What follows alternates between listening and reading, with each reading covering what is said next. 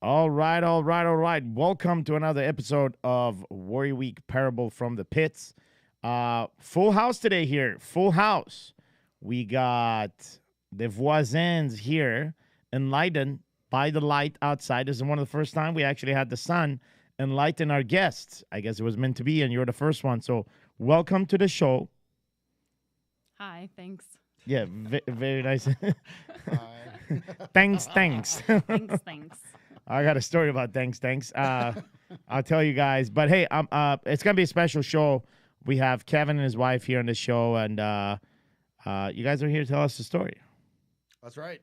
That's right. We had an epic weekend where we decided I was going to swim Alcatraz with some buddies. We had a boat to drop us off, and Whitney decided to swim Alcatraz, having never swam over 100 meters in a pool, nor having ever swam in open water, ever. Quite the story. Okay, so we'll get to hear about thanks, and as well as Alcatraz right here at Warrior Week Parable from the Pit.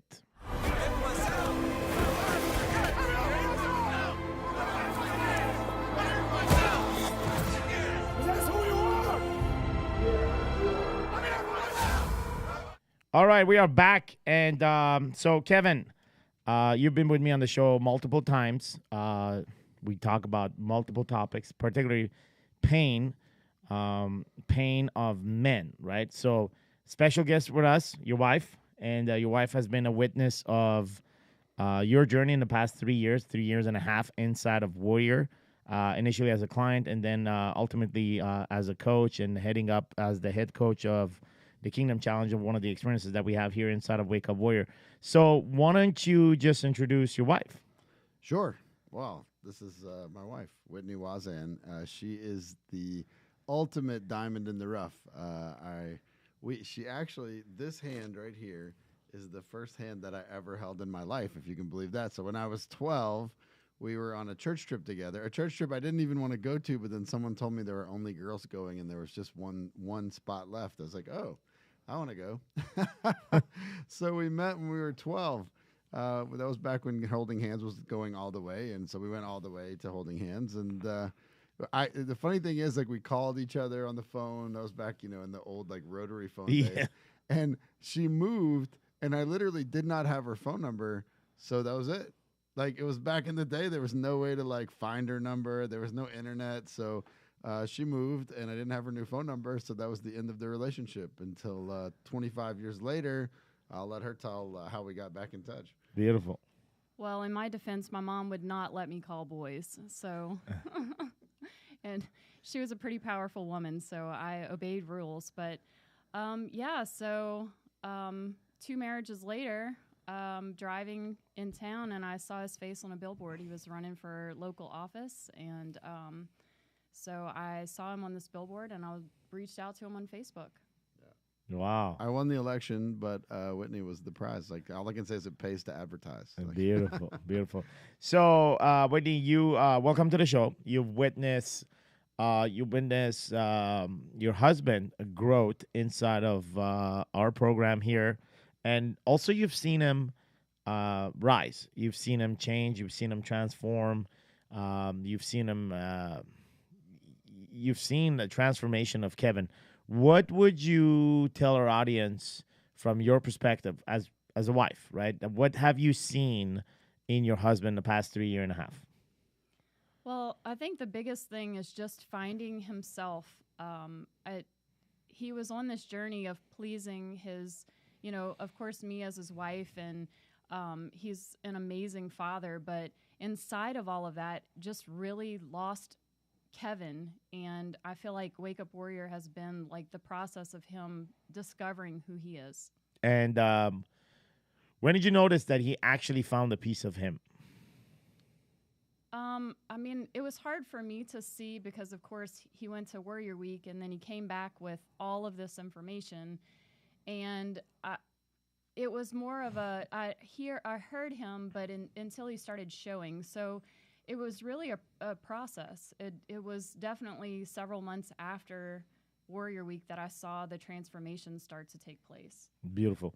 And fast forward to when he actually started coming in here and coaching other men, right? So he actually achieved a status in his life. He discovered who he is, his potential, his certainty rised, and he give himself permission to lead others because he found a path, and it says, well, I mean, if I led myself here, I'm fucking qualified to lead others to the same place that I was able to lead myself in. What did you see in him then?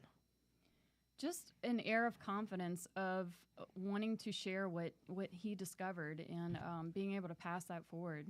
Okay, beautiful. And so let's go back. What did you see in yourself in the first phase? First phase where Kevin was learning, expanding, rising, changing, transforming. How did you see Whitney? If you would roll back right now and just look at Whitney back in time, what would you see? I felt like I was content with who I was at that time, and I don't think I was settling in my life. I just felt like I was happy and nothing needed to change. Mm-hmm. And as he started training other guys, how did you see Whitney then? I just saw my husband rising and I was staying stagnant, and there was this selfish part of me that didn't understand why he had something amazing and I didn't. Yeah. And just finding out how to create that inside of myself, because it's one thing for your husband to come home and tell you you should do all of these amazing things that you guys offer, but then to actually live it myself was just a different journey. And how did Kevin help you live that? I mean, he suggested I start doing core 4 and stacking, and we walked through a little bit of it before, and he really is who turned me on to CrossFit and exercising, and I really got liberated inside of that because for the first time I found something that I was just doing for myself and not doing for my children and for my husband. Beautiful. Okay, so what did you see in her, Kevin, through all this time? The first thing that I saw was she didn't believe it. Like, she believed it. She wanted to believe it. I think really, actually, she did believe it, but she was like, you know what? I don't want to get too attached to this because if I am, when it goes away, I'm going to get really hurt. Because I had tried so many things, so many programs and so many other things that they didn't stick. They made me feel really good for 2 weeks. I'd spend the money. I get all jacked up and excited. And then, over 2 weeks, all I'd end up losing was 2 weeks. Like, nothing really would change, and it would be the same thing over and over. And I think what I saw over 4 months, 6 months, 8 months is a woman who said, "Oh, okay, wait, this is real. This is really something different and something new." And I just remember I started owning when she would yell, like when we would get in a fight, and she would be like, "Well, you do this." I stopped defending myself and started saying, "Yeah, I do." And I remember a couple times like saying, "Yeah, you're right about that." And it was like I had punched her in the face. Like, that was not a response that we were programmed for. And I remember her face like, okay, I don't know what to say next. And neither did I, because it just felt good to be like, okay, yeah, you're right. I'm really bad at that. And once that happened, it was about 4 months in, then I saw some difference. Then I saw her say, "Hey, you know what if we did this together? What if we started taking steps together?" And it was a long process, not just a one-day thing. Beautiful. So, and again, the reason why I have you guys on the show is talk about the recent event and really reverse back. You decided to jump into a swim in the middle of the ocean, Alcatraz. For those of you that are familiar with it, you understand that it's a territory full of sharks. It's the current of water as bad as the English Channel, if not, I don't know, in some cases worse.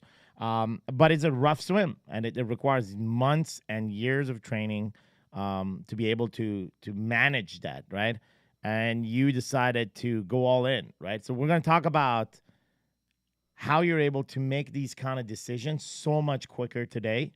And not that you never, ever were able to make those kind of decisions, because you made those kind of decisions when, you decided to become a mother and go through all that process and give birth and everything else that like the society keeps dismissing about women, right? As if success comes in with some women that are able to, be in the media, be a celebrity, be a CEO of a company, and just that component by itself is to be appraised. But But there are so many other decisions that you guys make that too often we don't even fucking talk about it, right? And they're heroic decisions. So we're gonna talk about how you were able to access that, but really fast track it and make decisions much faster rather than just take your time on those. And you talked about CrossFit that opened the possibility, what we call the perspective, right? So we often talk about two things here. Warrior one is perspective, and that's followed by permission. So you had a new perspective on CrossFit that gave you a new permission to find a new level of Whitney inside of that. And that is a reward-based mentality that kept, I'm going to have you consider this one, that ever since that little introduction to that combo of perspective permission, and that is a reward-based mechanism that kicked in your patterns and behaviors all the way to this past weekend. Well, I guess Friday you decided to jump in the ocean, and Sunday you decided to complete a half a marathon. So quite the fucking weekend, right? Yes, for sure. So we're gonna come back to that, but before we continue, I just want to mention something really cool. It is really fucking cool to have you at the same height that I am right now because of the fucking chair. Like I totally feel like I feel like it's it's very nice. I feel like it's like, you know what I mean? We're leveled up. No, I don't know what you mean. And the fucking chair this is an epic move. I feel more in a flow right now than ever. So I just want to, because I'm so used to Kevin like just being on the show like. And we're all like, we use the metal chairs and we're all like, so he's always like, I'm always like this. Now he's like, he's talking, but is he a different guy? I guess it is. So let's roll back. Let's talk about that decision itself, right? What made you decide to do it? So my husband is a born salesman, but from the beginning, his dad really liked our relationship because Kevin could give me his entire spiel and I could just look at him and say no. And he did a lot of convincing, but ultimately it was me that put myself in that water on Friday morning. There has been a fire lit inside of me that I'm tired of playing in this little tiny box that I created for myself. And no one created that but myself. And that morning I stacked getting in the ocean, and my lesson was I am the only one who gets in my way. And so I had the choice. Do I jump in that ocean and face my biggest fears? Because I've never, I don't get in the ocean at the beach. I was truly convinced that I was designed to decorate the edges of water. And so I decided, one, that I felt like I trust my husband so much that I know that I'm going to jump in there and he's going to keep me safe, even though if a shark attacks me. I mean, I was making jokes with him that, hey, take off a belt and tie a tight tourniquet because I'm going to survive this. But just deciding I wanted to do this. This was something, I wasn't doing this for anyone else but myself. And that's why I jumped out the boat. I have to honor that from a personal experience, and just like this past couple of days being in the ocean and swimming, and it's just like, first of all, when you're swimming, you're not fishing, you're not doing something else. I mean, you're literally there, and your head is down in the water, and every time you put your head down and you come up and you grasp some air, you go back, you see an image, right? And your mind actually sometimes plays the image before you actually go there, which leads to panic, which leads to I'm going to stop, which leads I'm going to turn around, look, and it's a visual mind fuck. And all of it's because your vision gets blurry, right? And when your vision gets blurry, your mind kicks in and stories kicks in, right? Stories are now painted versus, okay, you have a story that's, okay, there's sharks in the water, right? So we had the story that sharks were in the water. Yeah. And you don't know what sharks look like in the water, right? Like, as much as we like have Hollywood, like all of our context is Hollywood, I'm pretty sure it doesn't look like a giant foam shark. Like, I don't know what it looks like. Neither does the thing that it eats, because that's why it eats it, right? So like, but you have this image in your head, you're worried. So I think one of the best parts is like 5 or 10 minutes into this hour, 45-minute ordeal, 5 or 10 minutes in, this black thing comes popping out of the water right in front of our faces, like 3 feet. It was a bird, one of these birds, a cormorant that swims underwater. But this black triangle-shaped object just comes popping out of the water and floats. And I remember first being terrified, then realizing everyone was terrified and yelling, "Bird, bird!" It was, I mean, instantly we were like, "Oh yeah, there's stuff here." Like as they dropped us off, the boat took off. We found out later that a blue whale actually surfaced right next to the boat as we took off. And we didn't see any of that. We were just busy trying to keep our head above water inside of this place. But you just sense it. You sense that all of that is there, and it made it just an epic thing. So talk to me about the experience of swimming with a group versus if you would have been just like you in there. Like just imagining that what because I mean that's what happened to me and even when Kevin and I went for swimming in the ocean, in the middle of the ocean, rainy fucking day. I don't know why we picked a rainy day. Literally like rainy, dark, depressed day is like, kind of day that like you can't even find the beauty of the ocean, which is, so we're in there and I see this object under the water, this huge rock that literally looked like something coming at us, and I panic. But I found peace in swimming next to Kevin, and swimming together. And I remember as there was a gap between us, and then the stories would kick in. But as the shorter the gap was in, the less stories was in my mind. And so I found that swimming with someone in the ocean takes away all the stories away, at least for me. What did you experience for you in that water as just part of the group, and then also, Kevin leading this entire experience, like emotionally, what came up with you, regarding your husband being in there as the leader? So I would not have jumped off that boat had I been by myself. I know that for sure. It was also a lesson for me to know that I don't want to live this life by myself. I want to do the things that make me strong, surrounded by others who are going to make me strong. And there was comfort in knowing that there were other people as crazy as I was in that water, and just feeling some comfort and safety in a pack.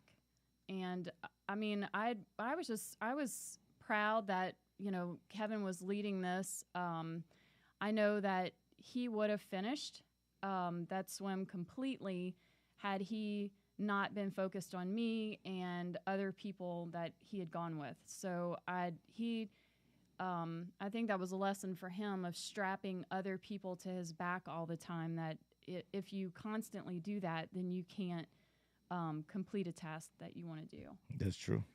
Yeah, so one of the things that happened for me is instantly we got out of the boat and we had Ephraim there, who was a great dude, never has open water swam. It was intimidating. Like, I was excited about this. I'm a really good swimmer. I don't get afraid in water. And I will tell you, like, when we got off that boat, looking up at Alcatraz and looking across, like, you think you know how far it is standing on the shore looking at the, several 100-foot island. When you're in the water all the way down to eye level and you're looking across, now you know just how far you are away. Yeah. And as that set in, one of our group, there was only 5 of us, or 6 of us, and one of our group panicked immediately. Like, he's swimming, and I don't know how he's doing it, but every stroke he's turning a complete circle. Mm-hmm. So his face is going in circles, and he's screaming that he's going to throw up, that he's dizzy. We haven't been in the water for a minute. Mm. Like, we took a picture all together. We said, go, and he's screaming for help, right? The boat has just left us. I mean, literally, the boat hasn't even had time to turn around. We had a boat with lights that trailed us. And I went instantly into coach mode. Like, I actually lost touch with Whitney. I went to Ephraim. I'm helping him out. He made it probably about a quarter mile. Nice. Because I towed him literally, like, just come on, let's go. He swam quite a ways. Here's the crazy thing. Here I am helping this guy who I'm coaching, and I'm like, shit, where's my wife? Because once you get out there, the waves are pretty big. Like, it's easy to lose people. You get 50 feet, 100 feet away pretty quick. And I remember telling him, I'm like, man, you got to make a decision because I got to find my wife right now. Yeah. And it's not like a swim where you have 1,000 people crossing and they shut down the whole channel. Yeah. This is 6 people in the water, one boat. You have like a bright colored cap on, and that's it. Like there's cargo ship. Like you want to talk about something that looks big from the water is the goddamn cargo ship. Yeah. I was just like, whoa, this is real. Like tugboats came over. Some people thought we were like, they didn't understand what was happening, so they would come to try to rescue. Yeah. So these big ships are right next to you. But we just kept going. But Ephraim made a decision, hey, I can't make this. He's out. Yeah. Now I find my wife. Where do I go? Right to Savior. Again, like, hey, we got this. Just hold on to my shoulder. We're going to make it. And we were slow. Like, Wid's never swam before. She's not really much of a swimmer. I'm not sure what we were thinking, but it was fucking epic. I mean, this is who we are. Like, let's do this. The first pack, the 2 guys who were the best swimmers, they were just like, hey, we're out of here. We're going to go swim before the tide changes. Because that's the big problem is if you get caught in the tide, it can bring you all the way out under the Golden Gate. So they took off. And then we had kind of a group of 3. Then the third person took off because they just couldn't swim that slow. And we ended up caught in the tide at the worst possible moment. So the group got separated at once. Totally separated. And those guys made it. So 3 guys made it. Yeah, 3 people made it. They're good swimmers? Yeah, really good swimmers. And they went out ahead, so they were out ahead of the rip that caught They've us. done this before? This was no, not at all. Everybody was their first time. Like every person there was their first time. anybody in the ocean in the past comfortable in the ocean? Yeah, sure. These 2 guys that swim ocean water for sure. Okay, because that by itself, it's just a mind block, right? Yeah. Well, what happened to us is we ended up going slow, so we got caught in the tide. Yeah. And when we got caught in the tide, we got caught in the we got pulled out about a mile down. Mm-hmm. So it's only a 1.5 mile swim. But the guys who finished, their GPS logged almost 3 miles. And that was because we got caught in the tide. So you're doing this big S shape. But for us, compared to everyone else, we got pulled way down towards the bridge. And then we got caught in this little eddy. It's very difficult to describe.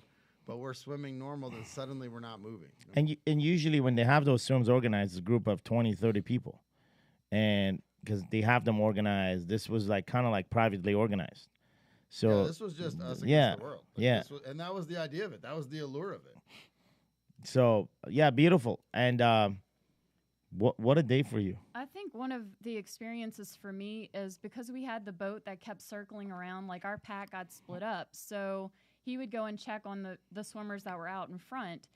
Every time that boat would come back, I wanted to quit. Yeah. And I kept looking for an excuse to quit. And at one point, he was like, you're a third of the way there. And I'm like, are you kidding me? We're only a third of the way there. And I felt like I had been swimming for an entire day. But I think a lesson for me is quit looking for a way out and just focus on my end goal. Yes. And yeah, when you shared your experience with me, was it on Saturday, I believe, or Friday? When you guys shared the experience with me, there's one quote that came in mind by Wayne Gretzky, the hockey player, and that was winners don't quit and quitters don't win. And that's exactly what you guys did. In the midst of all this, you won because you never quit and you were never a quitter to begin with. So therefore, you knew that you're going to fucking win. It was a win just to fucking jump in the water as husband and wife and just say, we got this. Even if it was literally, even if it was 50 meter of swim, 7-8 stroke. I'm telling you, 7-8 stroke in the dark water in the middle of the ocean on a non-organized event requires massive amount of courage. And to have shared that moment together, that's a win, right? Dude, the evolution that you set, there was no winning at that evolution other than what you experienced. It was organized by 5 people. You didn't study the ocean. The guy that organized it didn't study the ocean. You had fucking the Baba Ganoush of the ocean, Ephraim, there that never swam. Fucking just jumped into the water just like a drop of hummus in water. And that's for you, Ephraim. I'm plugging in the keywords as you enjoy this podcast. But I'm just trying to tell you, all the components that were put together, the current were not studied, the conditions of the ocean that day were not studied under that. Oh, okay, kind of looked good. And then you got actual professional fucking ocean swimmers that end up doing 3 miles, 3 times the amount of the mile that was supposed to. So the win, really the question is to you, what was the fucking win? What was the win? The win was just having the courage together as a couple to to just do something that was extraordinary. Mm-hmm. And I don't know. It's just, that's the big thing for me, is just the trust that I have just reaches down into the deep soul of our marriage. Yeah, I think for me, the win was just like the bonding that came. We cried together. We cursed one another out. We talked. We loved on one another. We literally thought we were going to drown at a moment. There was this weird current that came, and like we were just getting pulled under. And but it was, but we did it together. And like for me, it was like a metaphor for our entire relationship. Like that's exactly what marriage is. Like you jump off a damn boat, and you're like, oh yeah, of course I can swim across the ocean.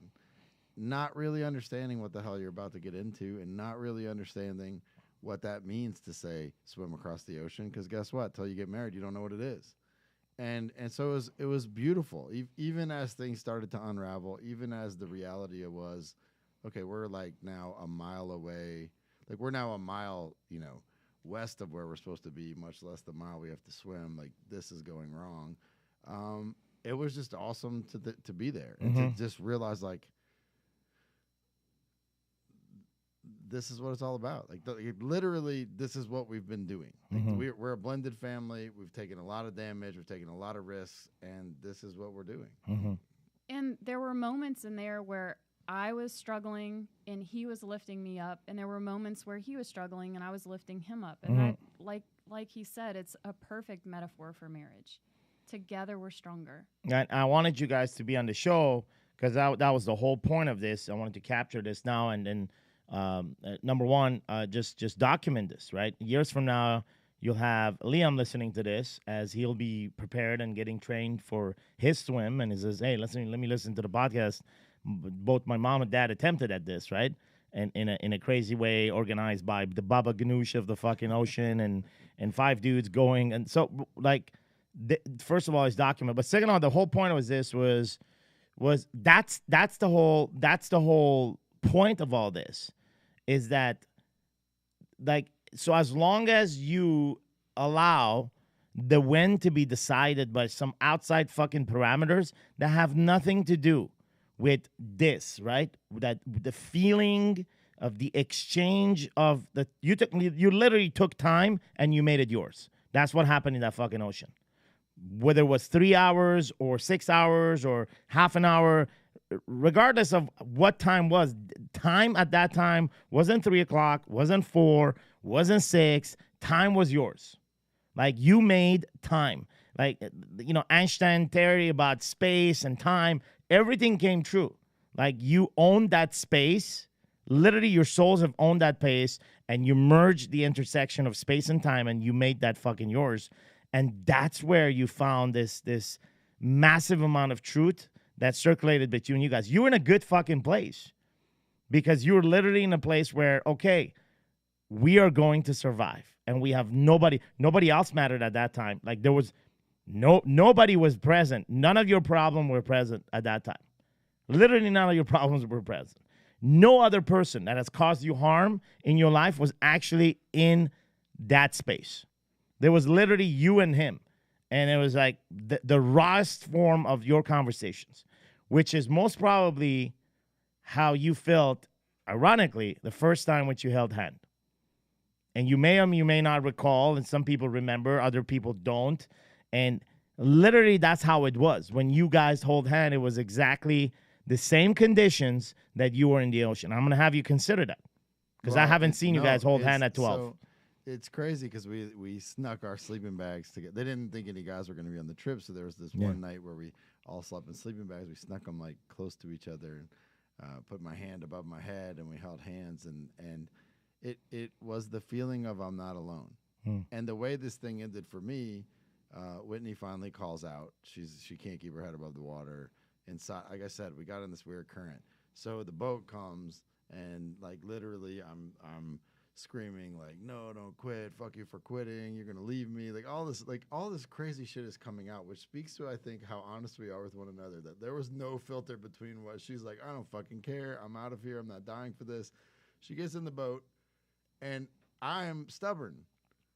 Like I'm stubborn, and so I'm like, no, I got this. Now at this point, I'm so far off course. I literally am in a current that I can't swim. Like my full force swimming, I'm a good swimmer. Just was getting me nowhere, and I'm like, no, I'm good. Go. I'm gonna finish.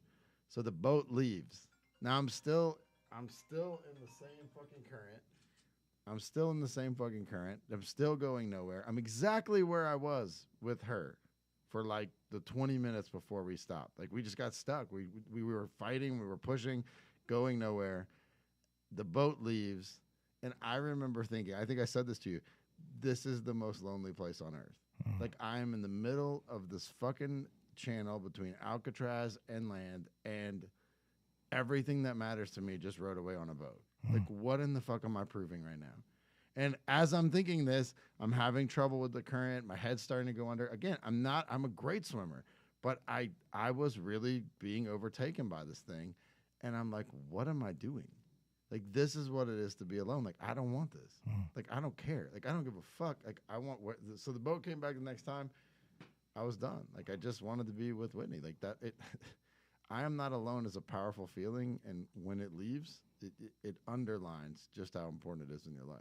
And so then when you come back to, like, you know, being married and building a life together, right? So as long as you build these wins, you are actually building a life. But when your wins are dependent on the standards of the parameters of the outside organization, whether that be a religious organization, whether that be the city or the fucking country you live in, the language you speak, the culture you're part of, the associations and the groups that you're part of. I mean, you know, like, United States is a big fucking country, and the world is huge. And so, like, people have found all these little circles to associate themselves in, which on one side is great because there's this feeling of belonging, right? But on the other side, we have disconnected ourselves more than anybody else by creating all these outside circles.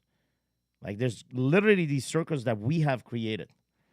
And then these circles define the wins. So as long as you follow the rules, you win in this circle. But because you're not following these certain parameters, you're not a winner. So you're part of that circle. And that circle has their own winner. And in a world today that is so connected using technology and everything else that we have in our hand, we are actually at the worst, and this is my personal opinion, we are actually at the worst era of disconnection between not only, like, you know, families and people, but specifically as husbands and wives. And you've coached tons of women in the past year as part of Warrior Women program. You've coached women and men in the past 3 years. And over, you and I have been the witness of this disconnection for absolutely no fucking reason. Like, literally, there's no drama. There's no trauma inside of this marriage, but there's a huge gap between the wife and the husband, basically all because of we don't meet certain standards and certain parameters that is decided on the outside. And so what you guys, like, this experience, and that was the main reason I wanted you guys to have on the show, was that you've created a win, right? And that win is the voisin's win, is the voisin's standards of win, and many wins to come.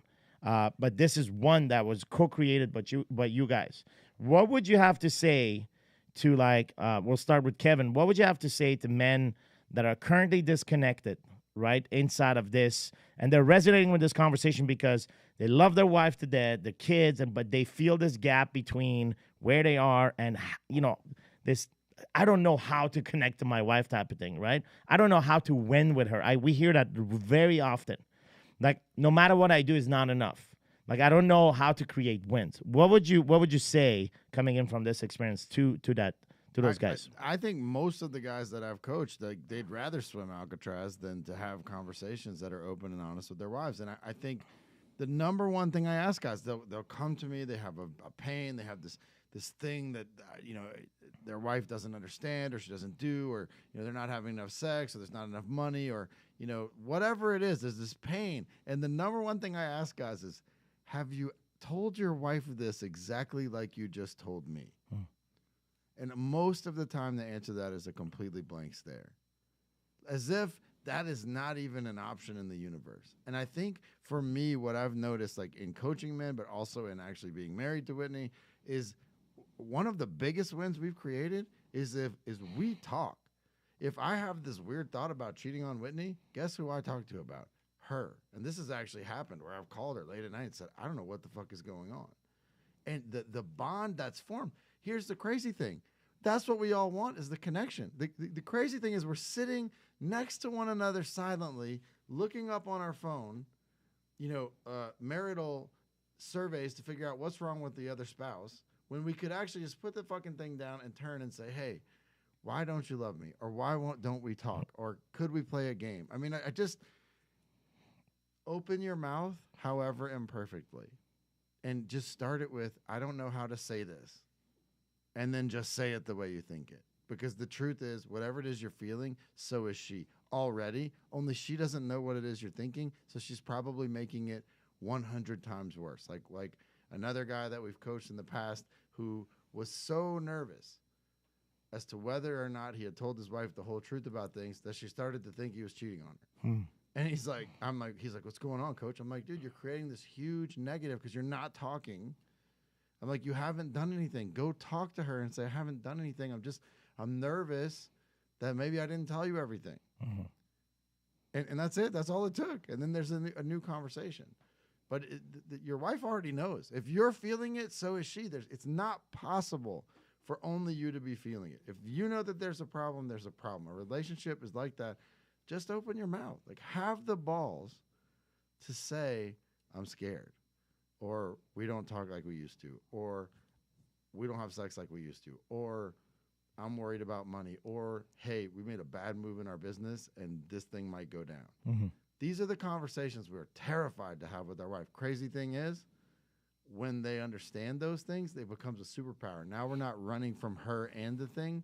We can run at the thing with our wife. And Whitney? I think the easy thing is just to lie, to say you're fine, to not really communicate those feelings. But those feelings just keep growing and they get bigger and bigger, and then you don't know what to do with them because it's gotten so big that you don't even go there anymore because it was so long ago that you had those feelings. So we just get caught in this circle of not communicating, and just really putting out there what you're feeling sometimes is difficult, but just starting small, just saying exactly what he said of, I don't understand what's going on right now, but I know something is happening. And just not settling for I'm fine or no, everything's okay, because this man right here, I mean, all he has to do is look at my face and know if something is bothering me. And the same is true with him. So we know deep down something's going on, but we just don't talk about it. So this feeling that you're feeling like as husband and wife, and there's this feeling of being connected, this feeling of oneness. And we often talk about inside of our teachings that we are all connected. We are all connected because in somehow we once we're put in away, we strip away all the stories and we put away the masks. And we begin having a conversation, and the wavelength of truth kicks in, right? And as we're surfing this wavelength of the truth, we actually feel that we are connected to one each other, right? So this connection, this feeling of being connected, which is, you two have been a witness of it right now. He's like, I'm the same thing with my wife. Like, we feel the same things, we think the same things. Sometimes I tell her something, is how come you were thinking about that? Because I was just thinking about that in my head. So there's this interconnectivity and this feeling of being connected. I'm fucking convinced, and this is my declaration, like, I'm convinced that there is a science behind these feelings, that there is mathematical proof behind the feeling that we are all one. Because you two are an example of that. I'm an example of that with my wife. The audience, when their wives may be an example of that. But if you two were able to create that, that means, like, we can create that with every single human on the planet. Is it practical? Is it fucking weird and all that? We can talk into all that, about all that stuff. But I'm convinced, and I'm on the path to actually find the science of what connects us all together, uh, because it is in those moments of connection that we truly actually create. And if you think about creation, creation all comes down to a physical manifestation of a thought process, right? Or a revelation or an idea that gets materialized, and that's what we call creation. Like, we are an example of that. We were created. There is a mathematical formula. There's physics, biology, and chemistry behind that, combining everything together to make us as this matters, right? So if that's created, and if winning is a creation, then there's got to be a fucking science behind it more than a feeling. Because here's the problem with the fucking feeling. The feeling is that we'll use it when we want to, and we'll ignore it when we just don't need it. Right? That's how we treat feelings. Okay? Today I'm going to create, but tomorrow I'm going to fucking destroy. Why? Because of so many other reasons that we just create again. Well, Talk to me about this. Talk to me about, like, between, like, winning and creation, like, and then on the other side, the same ability to destroy. Well, I think that it's like, instead of creation, I mean, it is creation, but there's resonance and there's dissonance. Yes. And with resonance, two sounds come together and they amplify. So it's like an army, like a marching band walking across a drawbridge. If they all keep stepping at the same time, they'll actually bounce the drawbridge and break it. And we're from Louisiana, we know this. So they all break step over the bridge, right? And that's just like 100 people on a bridge that can carry like 10 or 15 cars. But that's the power of the resonance of getting in step and happening in the same beat in the same frequency at the same time. Yes. Dissonance is the opposite, where two sounds come together and they actually just cancel one another out. Yes. And what I really believe is that truth creates resonance. And when you can have a real conversation, that resonance starts to peak. Naturally, you did not marry, unless you're just somebody like a gold digger or some guy who, treated this woman like an object and you bought her. You didn't marry your spouse for no reason. There was a natural resonance that was there. Correct. So where does it go? Like, how does it disappear? How does this dissonance come in? It's the lies. It's all the little shit that we don't say that then is left out, and now the resonance can't happen. Now, as the sound waves come together, there's pieces missing, so there's no longer an amplification. Now the sound waves start to cancel one another out. And it's the simplest little... I remember very, very acutely, like, we were at a gas station in Florida. We're driving down to Disney World. I'm watching, like, the kids are in the bathroom. I'm standing there in this gas station. Whitney's standing right next to me, and this, like, cheerleader runs by, and she's got, like, this hot ass. And I remember thinking, wow, she's got oh, shit, I'm standing by my wife. I better not look. And I look at Whitney, and what do I see Whitney doing? Staring at the hot ass, because it's a nice ass.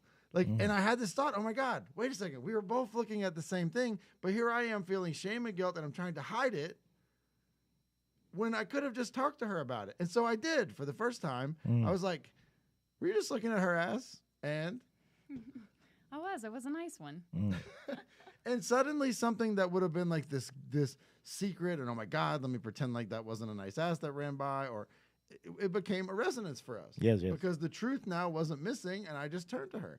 The same as many, many other uncomfortable conversations. Hey, being a warrior coach, we talk about a lot of shit with a lot of people. Yeah. So the conversations that come into our house sometimes, we just had recently this giant conversation rolling about like rub and tug massage parlors and what that is. And Whitney, what is this? Like, she was not aware that this existed in the world. And so it's created this whole level of conversation. Well, where's the resonance? The resonance is in the truth. Hey, here's all of me. Here's all of you. And I think it naturally peaks. Yeah. When we start lying and when we start hiding, then the dissonance comes. And here's the crazy thing. Everybody feels the dissonance. Yes. And everybody feels like it's their fault.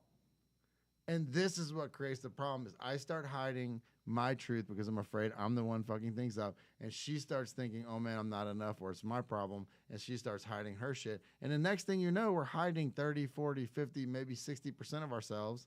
Well, how can you have a relationship that way? When now it's phantom me with phantom you, and neither of us is really being real. That is true.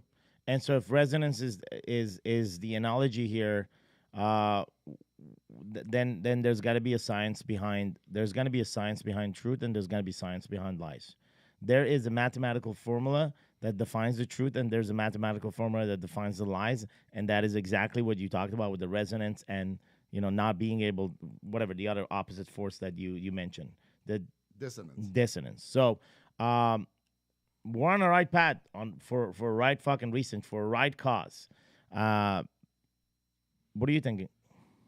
I think it's a willingness to first to tell the truth, but then a willingness to actually want to connect with your partner.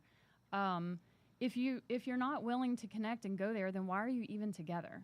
And all I have to do is rewind back to, there was a reason I started dating this man. You know, once we get years into marriage, there's so many things that can start tearing you apart as a married couple.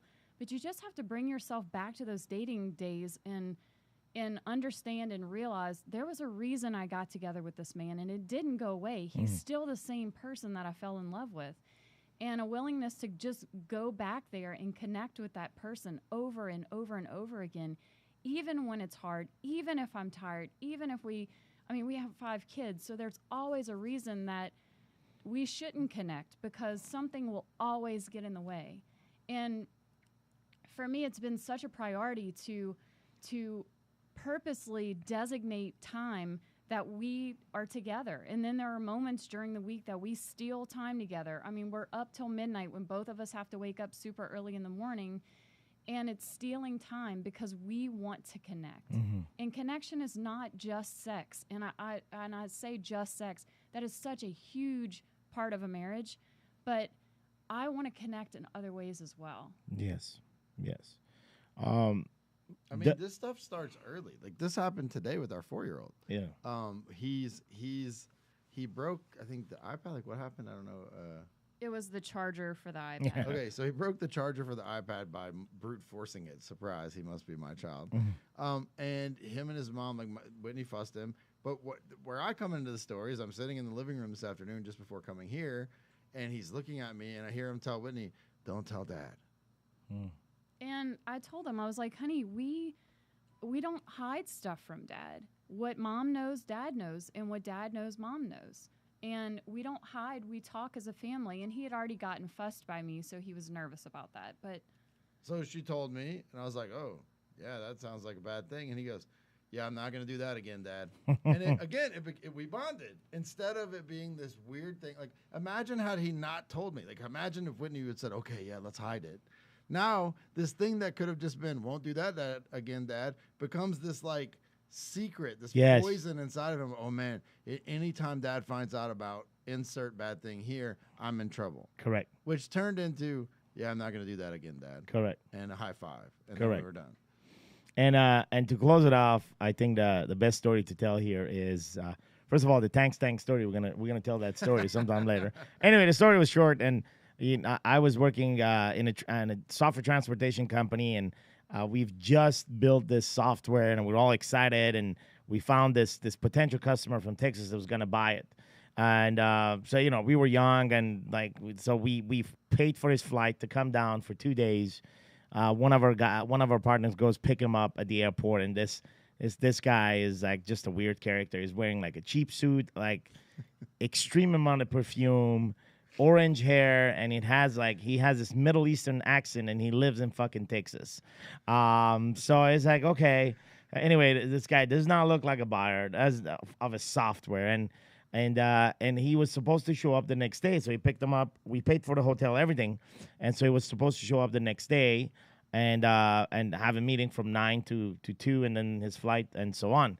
Well, he never showed up for the fucking meeting, and we kept calling his phone, and it would go straight to his voicemail. His voicemails would be like, "Thanks." So we were sitting at a management meeting, and there was all these owners of the guy, one of the owners that actually paid for the flight, for everything, right? Over like $4,000 investment to have this guy as a potential fucking buyer. We were all young. We didn't know what the fuck we were doing. We were just excited somebody's going to buy the software. Not realizing we paid a free vacation for a guy to come in. And so the guy's name became Thanks. So like for years, he would refer to the tragedy of Thanks and say, "I would never again get screwed up like I got with Thanks." So Thanks was a character. But anyway, we're ending the show with a funny story that happened with your son. So Liam comes down the stairs on a hot day, and looks at Mom, and there's the fan. And what does I'll tell you the story. So, Dad uses a lot of foul language in this warrior group, right? And so did Mom when she was coaching warrior women. And he came and said, "Mom, why isn't my fucking fan on?" And the fact that he could use that word in context then showed me that maybe we should kind of watch what we say in front of him. He the next day he said, "Dad, I'm very mad at Izzy. I'm going to call her fuck Izzy." It's like, okay, no, let's not do that. But the certainty and the confidence in him is admired here at Warrior, as one of our Warrior brothers. And the line of why is my fucking fan not on? It is a solid frame. That was because the guy. But here's the reality. He's right. He's actually telling the truth. It's hot, and he's at his purest form, which is why is not the fucking, like, everybody would want to say that, but we don't, right? Because we have manners, we're adults, we have understandings. But the truth is, why isn't the fucking fan on, man? Because it's fucking hot. So a 4-year-old knows that, and what happens is that if we don't allow them to be themselves, we end up changing them with our own adult stories. Yeah, so we actually have a protocol in our house, Sam, for how to disagree with us, because this was what I noticed with Liam is I was starting to crush him because he would come up with something like that, and then I would punish him. Well, where the hell did he learn it from? Yeah, me, right? And then I'm punishing, and he's fighting back. He's very, very strong-willed. Another quick Liam story. I once said, "If you do that, I'm going to break your truck." Well, he looked at me and did it while he kept eye contact with me. So I then, in anger, stomp his truck, which broke into a famous number of pieces. I didn't expect it would break that much, right? So we have him clean the truck. He's crying. It's like a half hour later, and I said, "Liam, what did you learn?" And I'll let Whitney tell you what he learned from this experience was. His lesson was, "I will break your trucks, Dad." I'm gonna break your truck. Oh, he's coming. In this, I realized that what I was actually doing was crushing him. So we made rules. If you don't like what I'm telling you to do, then you have to look me in the eyes. You have to be respectful. The second you're ugly, it's over. I win. But look me in the eyes, be respectful, use your words, and tell me what it is you don't want to do and why. And he's learning. And it's cool because now we don't have to crush him. He still gets to have an opinion in his own life. At the same time, the second he's ugly, the second he breaks the rules, he's not looking at me in the eyes or he's ugly, okay, he loses. Now we crush him, but he chose that. And it's great. And he's a very respectful kid, and yet he's very much able to be himself and not just some mold that I pushed on him to keep him shut the fuck up. Yeah, beautiful. That's it, and that's a win. And this show was about a win, and it's a win to have you both guys here on the show. The sun is gone. We are now witnessing the beautiful sunset of California. This was all meant to be. I think it's reflecting in the cameras, specifically in Kevin's forehead, right around the area of his nose. This is where we're seeing the sunshine of California. Well, thanks for being on the show. And if you want to catch more of these episodes, as you can see, we're having more and more guests coming in. Kevin and myself will be on the show for the next 100 days, going through we are committed to go through the 100 top pain of men today in our society. And so we've already started covering a few, but we're gonna ramp that up. We're gonna start our series, and we're gonna have a countdown of 1 to 100. And we're gonna have 100 shows coming up. That's what's coming up. We have a number of interviews also with recent graduates of Warrior Week, some of them your students and some of our other students coming in here that both myself and Kevin would run.